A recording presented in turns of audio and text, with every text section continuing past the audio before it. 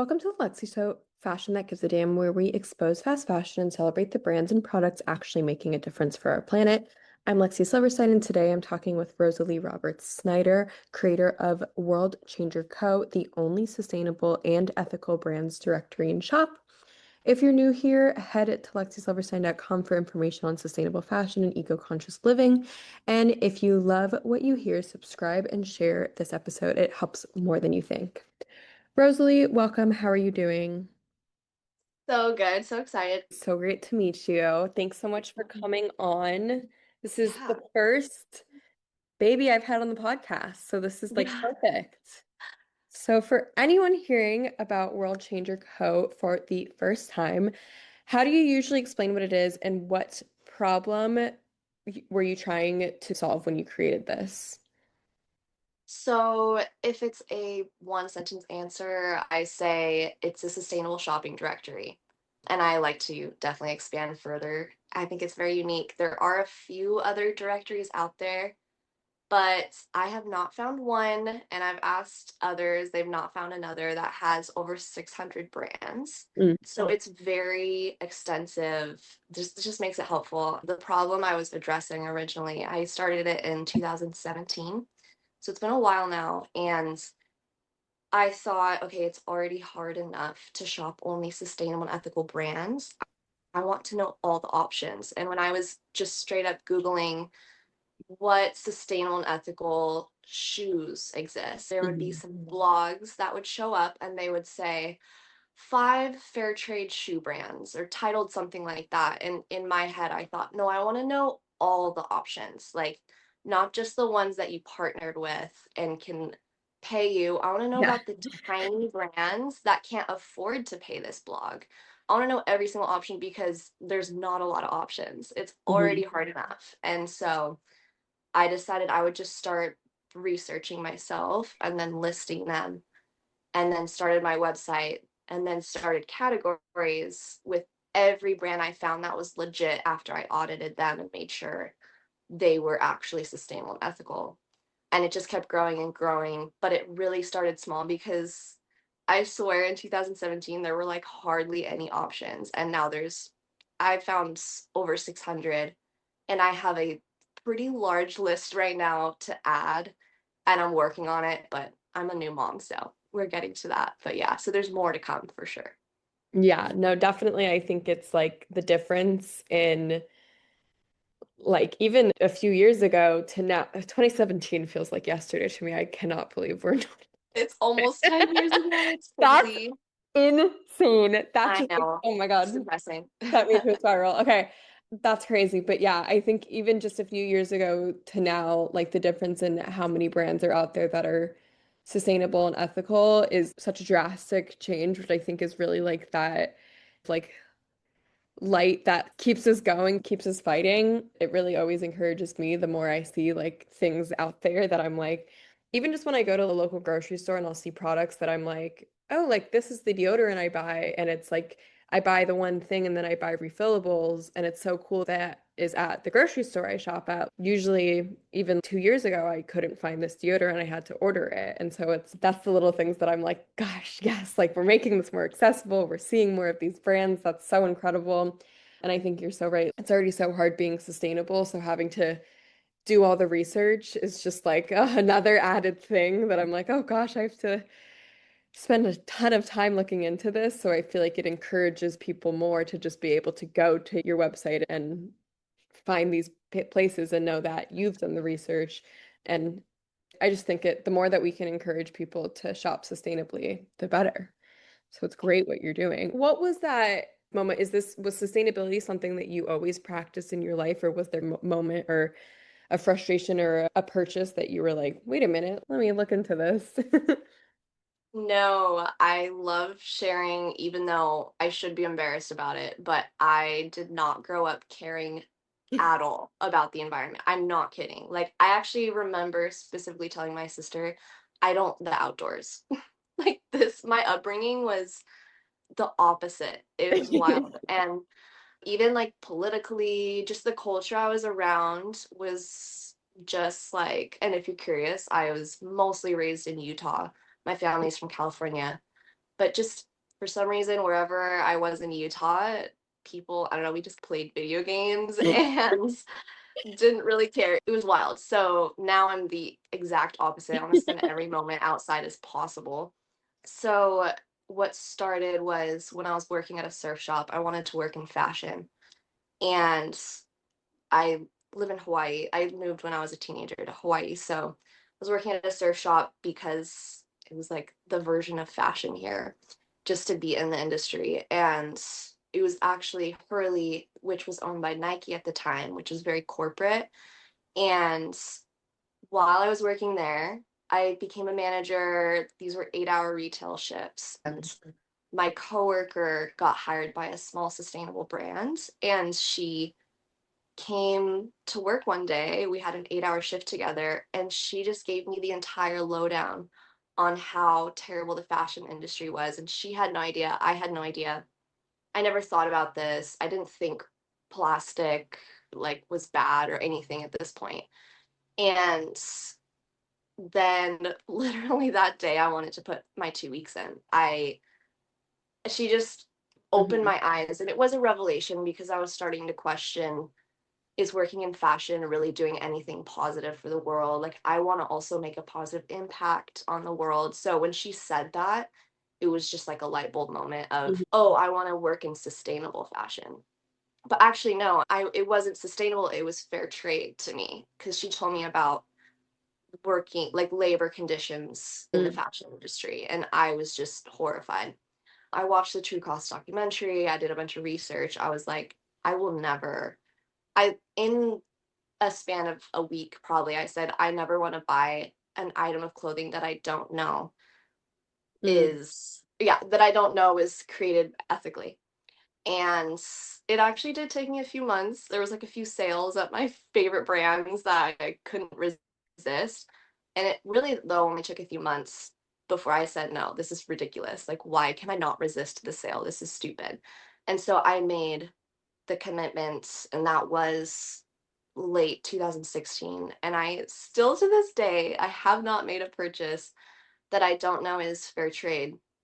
And to me, that doesn't mean fair trade certified, but ethically made. And of course, I could have accidentally fallen for greenwashing, but like it said it was ethically made. So I don't buy a lot of clothes that's not thrifted. So that was a long premise to the part of sustainability where through that and researching brands, all these fair trade brands I was finding and starting to love were talking about how they were also sustainable. And Mhm. I just read past that. I'm like, cool, whatever.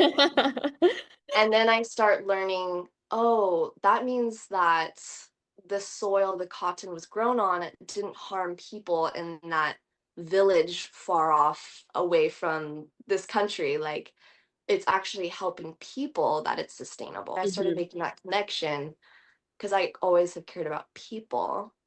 And then fast forward to now, I'm like, and I care about nature. Duh. Like I'm in love with nature. I want to steward the planet. I love animals. So yeah. So now it's the whole package.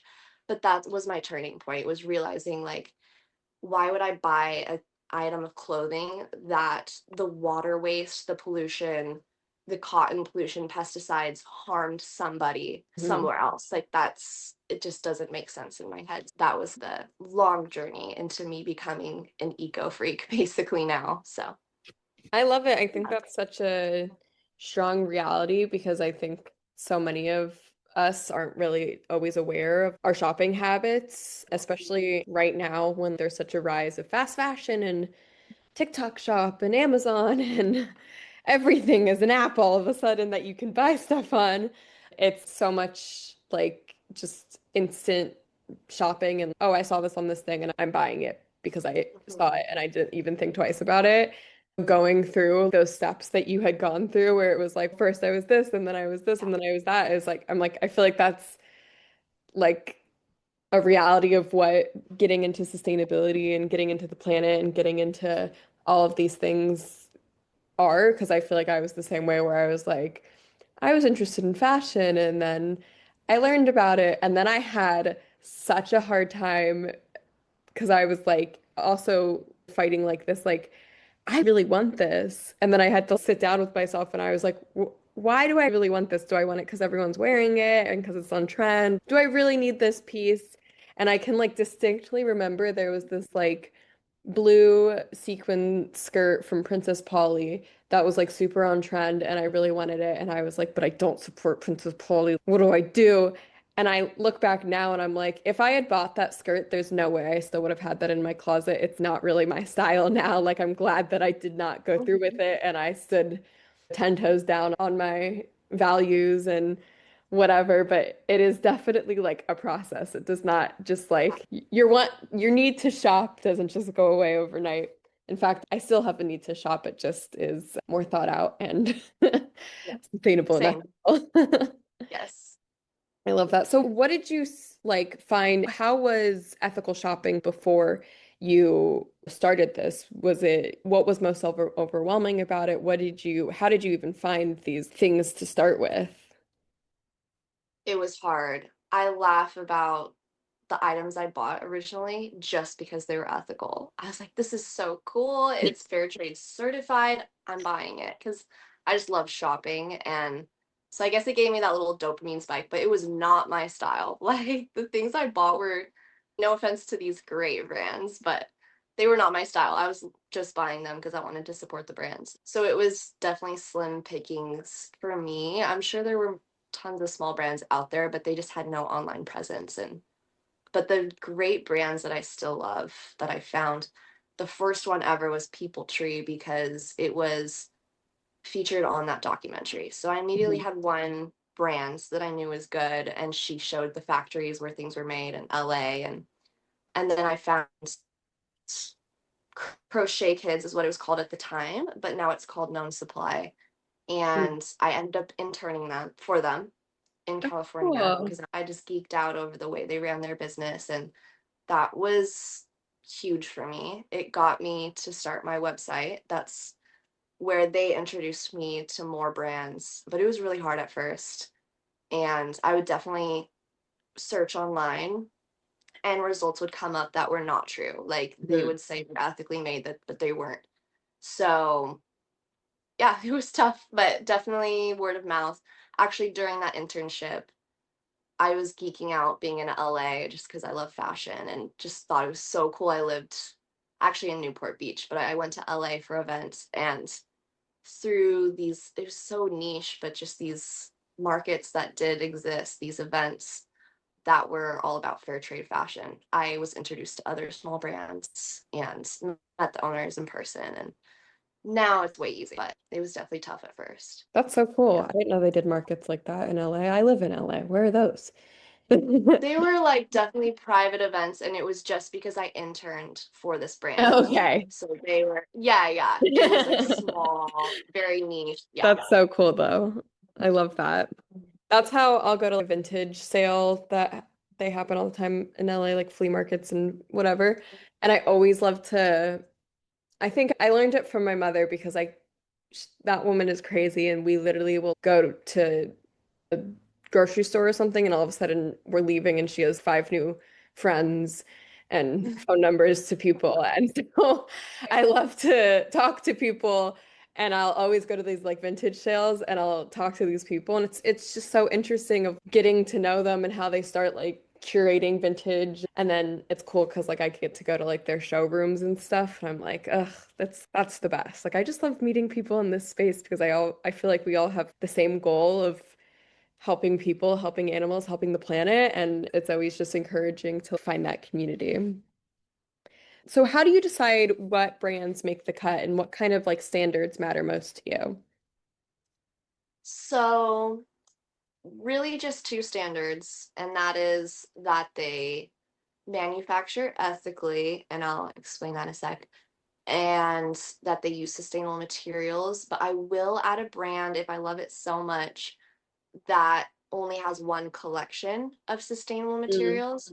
Because again, I'm coming at it, I'm surrounded, my whole community, surrounded by people that don't have the commitment I have to shop only ethically. And I realize it's because it's hard and more Mhm. expensive, other than you can just go thrift shopping. But so I just see it from the approach of, okay, maybe the whole entire brand isn't 100% using eco materials. So maybe the heart of the owner isn't perfect. We don't know. But at least you're buying this item from their eco collection. And I still think that's voting with their dollar and making a statement. So that was a rant, but I will add brands with only one sustainable collection, and then I'll just make that clear on the site that to shop only their sustainable collection. But the whole brand has to be using ethical manufacturing. And the way my standards at least to assure that is either yes, they have a fair trade certification or WFTO. There's a few different certifications, but those are very expensive.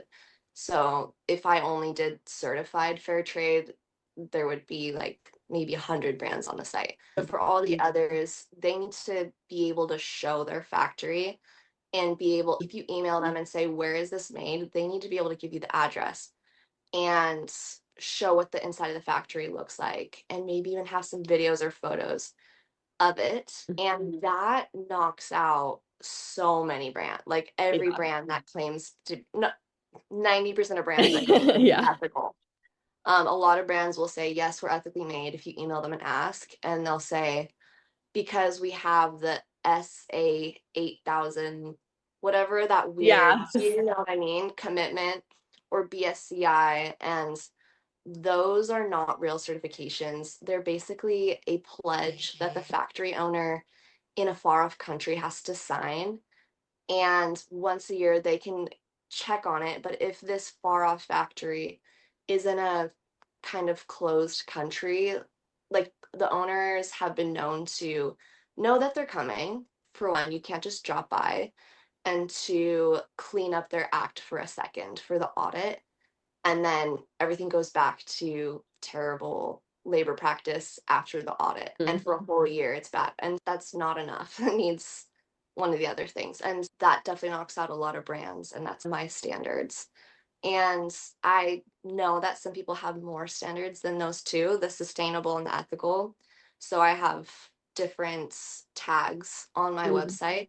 If you want to shop only brands that use natural dye, which is something I'd like to maybe eventually switch to, is checking on every single brand's dyes Mm. because they can be super polluting and toxic, but I'll get to that. So for now, I have that checkbox for the brands that say, yes, we use only natural dyes. Or if you want to shop only vegan, women owned, there's a bunch of cool other ethics if that's your standards. But for me, it's just the ethical and sustainable. I think that's really great and such a great resource. I think you're so right where it's like when they people do like the inspections, it just reminds me of when I think it was like 2 years ago now, maybe longer. But when Shein brought these influencers to their warehouse and they did this like whole video showing the influencers at the warehouse and the influencers were like, oh God, one of them made a joke. It was incorrect. And she was like, I can't believe people say this is a sweatshop. I'm not even sweating. And I was like, no, no, Oh, that's no, horrible. no. I wouldn't make that joke, babe. Not when you're working with Shein, which is already bad. And it straight up reminded me, I don't know if you've ever seen the movie. It's like Knives Out Glass Onion. It's like the second of the Knives Out movie, and Kate Hudson's on it. And she like has an athleisure line or something. And in the movie, she like signs off on producing it at a sweatshop because she thought that a sweatshop meant like it's a place where you make sweats, like sweatshirts and sweatpants and stuff. And I was like, that is that movie, but in real life. In real life. And I was just like, this can't be real. And like people were literally talking about how nice the like factory was. And I was like, you understand that this is greenwashing at its finest. Like Shein set this up. Shein paid these influencers. I don't even believe that's a factory. I believe that that's like a factory they could have rented out. Obviously, I have no way of confirming that, and this is Yeah. all alleged. But I'm like, it was just like bad and greenwashing, and it's like we that's why we need to like do this research or have these resources where, you know, because unfortunately. sometimes it's easy to fall for greenwashing. I'm sure I've done it before and just not realized that I was being greenwashed. With that, what are some of the biggest like greenwashing red flags that you've seen, and how do you try to maybe protect shoppers from? I just learned that some fast fashion brands, because we're becoming aware to the cotton industry and Right. how polluting it is, I just became aware that some fast fashion brands are putting tags on their clothes that say 100% organic cotton. Oh, And the tag means that the 50% cotton in their half polyester shirt is organic. oh It's my God, crazy. no. I'm like, I would have never known because I don't step foot into these stores. Yeah. But actually, I sometimes do because it's entertaining to see what's on trend. But I haven't in a while, haven't had time to. And so, thank God for the internet. I find these things out and then I can share, like, hey guys, don't believe this. Mhm. Always, it reminds me of food companies that will make their logo look like a farm and have the farmer's name in the title and just leaves on the packaging, and it looks healthy and people fall for that. They don't Mhm. flip the box over and look at the ingredients. I can make fun of them because I've definitely done that myself. But now I always look at the ingredients. And so it's the same thing with clothes now. Unfortunately, we need to look inside and check the tag every Mhm. time. And baby clothes, I thought would never have polyester, but yeah, if I don't check that tag, I've found her wearing some polyester onesies. So don't just look at the tag. The label is what they want you to see. Look at the ingredients, that materials tag that is actually in every item of clothing legally. And then more greenwashing, definitely just what I was talking about with, I guess this is ethical washing, but just with those statements online that honestly, you can email any brand, any clothing brand that exists, and ask, are you eco friendly? Or ask, are you ethical? And they will always say yes. Because think about the person on the other side. They don't want to believe they're working for a bad company. So they've been told, yes, we're ethical, we're sustainable. And then they will say yes, and then send their little sustainability page. And that's not enough. You need to be able to see the address of the factory. If you ask, they'll be proud of it if it's ethical, and you need to be able to see what the materials are. And last is that just 100% cotton isn't sustainable. It is bad for the planet if it's not organic because we don't eat cotton. So the industry, they just spray, they douse those cotton plants with chemicals Mhm. because we don't eat them. Buy organic cotton. A lot of brands will say we're all natural because they use 100% cotton and no polyester, but that's not good enough. Yeah, I saw a TikTok that was like growing up is checking the tag for the like fabric makeup rather than the price tag. And I was like, I definitely still check the price tag, but I also thrift most of my clothes anyways. So I was like, that is true because I was like, I do go, and even though I'm thrifting, like I want to make sure the clothes that I'm putting on my body are gonna be good for me. They're not gonna release a ton of microplastics when I wash them.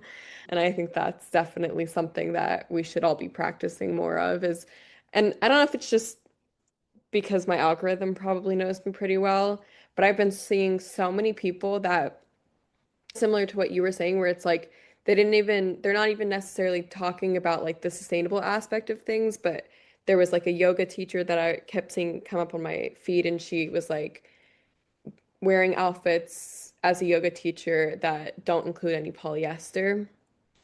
And she was talking about all of the like organic cotton brands that she will buy stuff from. And I was like, see, it's interesting because, like, again, she's not necessarily be sustainable. It's more just like these have chemicals. This is bad for you, especially if you're doing the yoga or working out and like your pores are opening because you're hot and you're sweating. I think it's always important to meet people where they're at. And if that's something that they're interested in, whether it's yoga or food or home decor, clothes or anything like that, showing them like how to be sustainable, how to support ethical, in a way that they're like interested in it, where it's this doesn't have polyester in it. Isn't that cool? I Yeah. love that.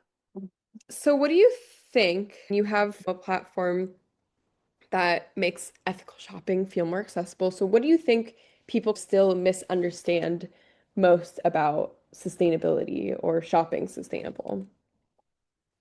I think that a lot of people still aren't on the thrifting game, so they think that they can't afford to shop sustainably. Also, I do see, I haven't actually gone to a thrift store in months, which is so unlike me, but again, new mom. And so I like to get as much as possible secondhand. So I've been shopping on Mercari, which is a cool Hmm. app. Depop if I'm really wanting something trendy or I have a wedding coming up, so I got a cute dress on Depop. Oh, Yeah, not my wedding, another wedding. yeah. Poshmark, even eBay. I've heard people are buying cute clothes on I eBay. love eBay. I think eBay is super underhyped, but also Yeah, I'm okay with it staying that way so I can keep finding the good so finds. you get the good stuff. Yeah, totally. So secondhand makes everything cheaper. Also, that you have to have this either boho aesthetic or homestead or just neutral in general. I'm none of those. I love color. I have always loved fashion, so I actually do love what's on trends, even though it's wasteful. So I find my happy balance, but we all fall for it. Like the people that think that trends are bad for the planet, like they are, but they also fall for it. Like they're not wearing high waist if low waist is in or low waist if high waist is in. Like they're falling for what's in without even knowing it. So yeah, you don't have to be dressed weird or neutral colors, even though I love my neutrals too. But you can honestly have any style these days and shop sustainably. Yeah, I think those are the top two I can think of. Yeah, no, completely. I think it's just that the more we talk about sustainability, hopefully the more people will learn that like some of the things that they're already doing in their life are considered sustainable. They're just not necessarily realizing it. Like keeping something in your closet and wearing it over and over again, or thrifting or borrowing, or even it gets shade, but I'm a big fan of like regifting things. If I get something from someone that I don't really think it's my style or I like it, but I already have so much stuff, I don't need more. But I think that my one friend would like love it. I totally think that it should be more normalized to regift things. Yeah, yeah, That's been something that I feel like I'm like, it's so cool. It's just that I've got gifted it and I've never worn it in the time that I've had it, but I think that this person would really like it and actually wear it. No, no harm done. yeah. On that note, another thing that people do that they don't realize is so sustainable is clothing swaps. And I'm sure that doesn't happen everywhere, but I know in a lot of towns where I live, especially younger, like adults, teenagers love clothing swaps because it's your friend's item, but it feels new to you. And it still gives you that dopamine of shopping and having something new. And also, me and my friends lately have been shopping each other's closets before trips Oh, because completely. it's Love. so fun to have a new outfit on a trip, not very eco-friendly. So we just let each other know when we're about to go on a trip and we shop their closets and it's so fun and we just give it back when we come back. So it's not like items that person was ready to get rid of. But everyone's doing that here and that's so sustainable. Yeah, I love that. I think borrowing from friends, borrowing from family, whoever, is a great option. Because if you have something that's in, there's this app called Pickle that I love where I can list pieces from my own closet that like I want still for when the time comes around. But it's just that it's so gorgeous and fancy. I'm not going to wear it every single day. And you can list your own closet and other people can rent it from your area. Or if there's enough time in advance, you can like ship it out and stuff. So I really love it. You're currently in Hawaii? yeah. I don't think they have it anywhere else internationally, but it's a really fun app. for when I have something on a weekend and I'm just like, I want something new. And I get it. What you said about like trends, like, I think trends are in every industry. They're not just in the fashion industry. I think it's just how you go about incorporating them. And you had said something about like finding that happy medium. And I was like, that's honestly Yeah, how I would see a lot of sustainability is just do what you can, find what works for you, find that happy medium. And that's what we need. That's if that's all you can do, that's I'm always encouraging people to just like try something new, try something interesting. Clothing swaps are so fun. My favorite thing is I someone complimented my outfit yesterday. And I like went down the whole list and I was like, thanks, this blazer is from this random antique mall in Florida. These pants are from a clothing swap. These shoes are from eBay. This bag is from Goodwill. And I was just like, all the different things that like I just listed. I guess a bunch of them were just like a thrift store, but still like they're all fall under the sustainable category, but they all came from different places. And I think that's always the really cool thing is when I can tell a story with my pieces and then be like, and it's sustainable and you should check out eBay too. So, I love that's me. It's yeah. always sad to them. They're like, "Oh, I can't just go buy that." But I'm like, I "Well, just go check know. I feel like your own style." gatekeepy where I'm like, thanks, it's thrifted. But I'm like, I'll give you the Uh-huh. tag or I'll tell you what I looked up. Like, I'm sorry. Yeah. Meanwhile, I'm hiding the tag. I'm like, "No, you can't see what brand it is. No, you're not gonna go buy it from this brand." I know, literally. I'm like, unfortunately, it's from because I remember old Forever 21, the quality of the clothing used to be so good. At least so much better than obviously it is Yeah, now. And so there are like a lot of pieces that I'll find on eBay that I don't even think I like realized. I didn't really look at the tag. I just was like, oh, I really liked it and I bought it. And then it'll come and it'll be Forever 21. And I'm like, oh, dang it. But then people will compliment it and I'm like, thanks. I got it off eBay. It is Forever 21. But here's what I looked up on eBay, and that's how you should go about doing it. I love that. What you've seen across the direct, from what you've seen across the directory, are there any like shifts happening in the fashion industry that genuinely give you hope right now?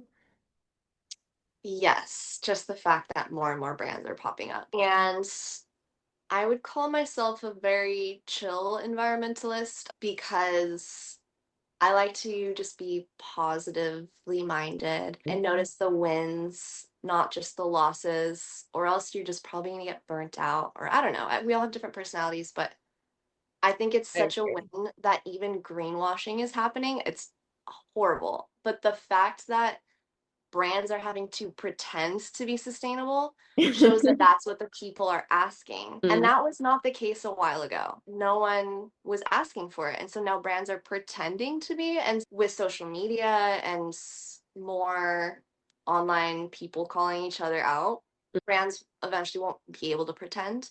They'll have to actually be sustainable. And whether the heart of the CEO cares or not, I'm seeing that as a win. If the corporations are changing, that's huge. I love the small brands, but if we can win over, force the corporations to change, think about how much more pollution that's going to prevent and yada, how many more jobs that's going to create overseas or here locally if we demand more USA made or locally made. And yeah, so it's all just honestly really exciting.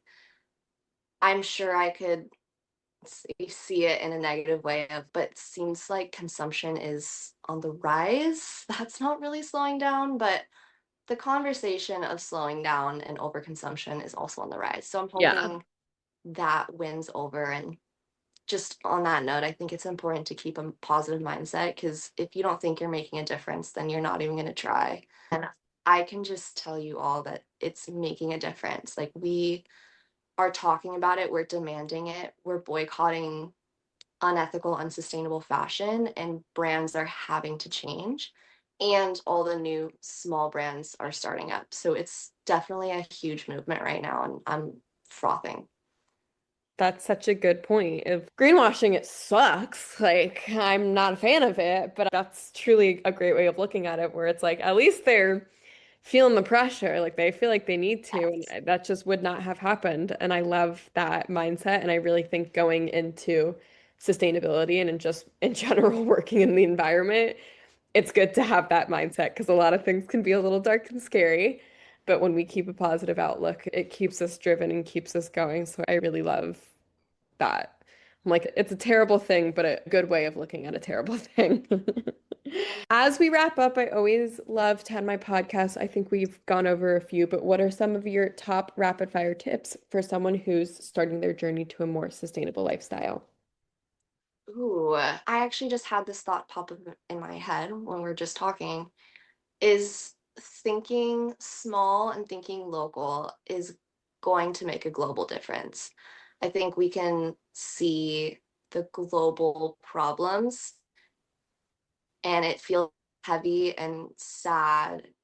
It is sad, but if we all, like if everyone on this planet just thought small, like how do I positively impact the environment in my town, in the farm that's nearby? Just if we all did that, then the whole planet would be covered. Don't let the big global news get you down. Think local. My rapid fire tips would probably all be like on an emotional level because it really is a mindset thing. But if we're thinking practical, darn, you said rapid fire, and I'm It like, doesn't even, you can just give us bring tips. No bring stress. your You have to your fast. bring your reusables. That makes a big difference for your health, not just for the planet. So you're not eating out of plastic all the time. And actually, yeah, my practical tip is have your bag. Maybe you keep it in your car if you're like a small purse girly. Keep stuff in your car. Have your reusables ready and snacks and things so you don't have to like always be ordering takeout. Be prepared in a planner for your day. Have your reusable coffee cup ready. And then also just strive to be an under consumer. Don't just follow the trends, just buy less. You're going to help your health, your wallet, the planet, everything. It's such a win. And every item you own takes your time, and we're all complaining we don't have enough time. So, whether it's another clothing item or something on your shelf, it all gathers dust you're going to have to clean. It all breaks that you're going to have to repair. Like everything you own takes away from your time, and just a simple minimalist lifestyle gives you that time to be outdoors more with your friends and just mentally healthy. So think under consumption, minimalism, and it's of course totally okay to shop fun things still, but secondhand is the way. Yes. There's some rapid fire tips. I love those. They're all so perfect. I love it. And where can people find you on social media or check out your website so they can start their journey? So the website is called World Changer Co. So worldchangerco.com. Don't forget the CO, the co. And my Instagram used to be called that, but a few years ago I switched it to sustainably underscore Rosalie. My name is Rosalie, and I think people wanted to see the face behind the websites. Now it's like giving influencer, but it's really just all about sustainability. It's all about how to live a more low waste lifestyle, and then all about promoting the new brands on my site and product testing and brands, try-ons, hauls that are all sustainable. So check me out there, and it's the same handle on TikTok and YouTube. Amazing. Thank you so much, everyone. Go check that out. That's it for this week's episode of the Lexy Show Fashion That Gives a Damn. Big thanks to Rosalie Roberts Snyder for showing us ethical shopping doesn't have to be complicated, whether it's fashion or everyday products. This is how sustainability should work. If this conversation resonated with you, subscribe so you don't miss an episode, leave a review, and share this with someone who needs to hear it. Head to lexisilverstein.com for more content on sustainable fashion and conscious consumption. And follow me on Instagram, TikTok, and YouTube at Lexy Silverstein. That's Lexy, silver like the color, Stein. Remember to live a good life and look fucking good doing it, and demand better from brands in your closet and everywhere else. See you next week.